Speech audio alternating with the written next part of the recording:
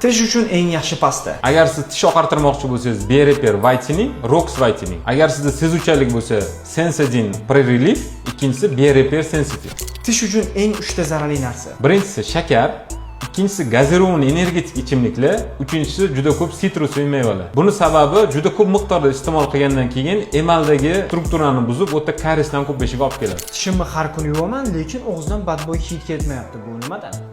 Agar sizda stomatolog bilan bog'liq muammo bo'lmasa, ya'ni koyla bo'lmasa, tishlar to'g'ri davolangan bo'lsa, eski koronkalaringiz bo'lmasa, значит tilingizdan ham bo'lishi mumkin. Tilni orqa tarafini yaxshi yuvmasangiz, shunaqa kasalliklar hid kelishi mumkin. Ikkinchisi bu muammo lor bilan ham bog'liq. Lor degani burunda, tomoqda, o'sha anginada yoki gaymarit deydi. U yerda ham muammo bo'lmasa, keyingi muammo oshqozonda bo'lishi mumkin.